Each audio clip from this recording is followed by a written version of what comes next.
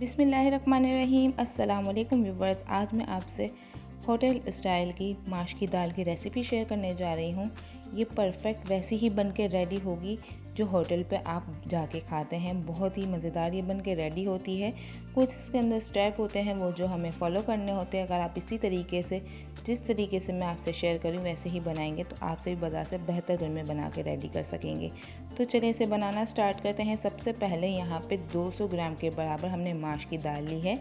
इसको हमने अच्छे तरीके से वॉश कर लेना है।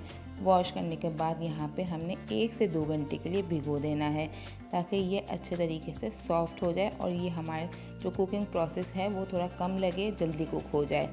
जब तक हम यहाँ पे इसकी ग्रेवी रेडी कर लेंगे, एक पैन ले लेना है और 1 कप के बराबर यहाँ पे हम ऑयल ऐड कर देंगे। ऑयल के अंदर करकराना जब ऑयल स्टार्ट हो जाएगा तो ज़्यादा ऑयल गर्म नहीं होना चाहिए।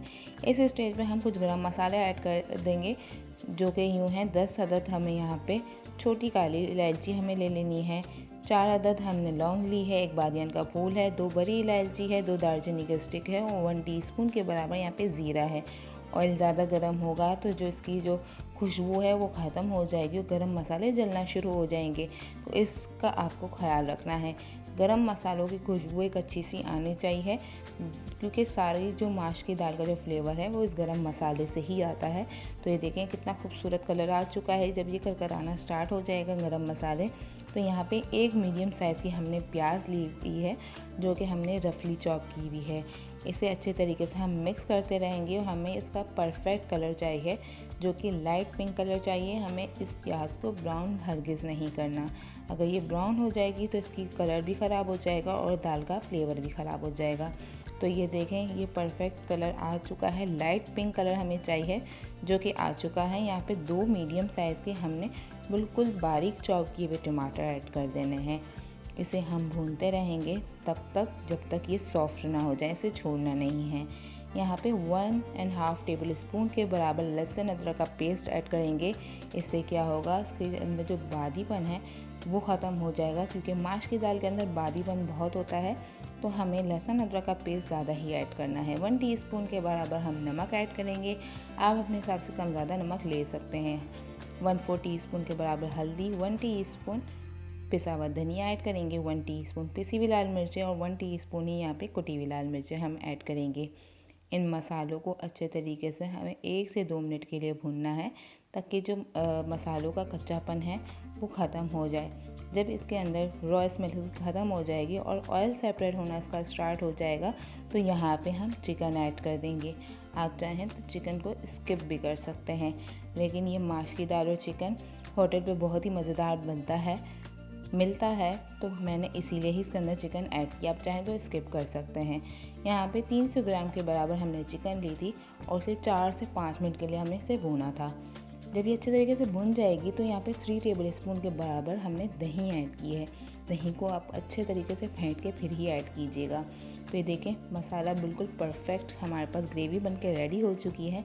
यहाँ पे जो हमने भिगा के रखी थी दाल माश की वो हम ऐड कर देंगे और इसे अच्छे तरीके से हमने मिक्स कर लेना है ताकि जो दाल के ऊपर है सब पे मसाला लग जाए।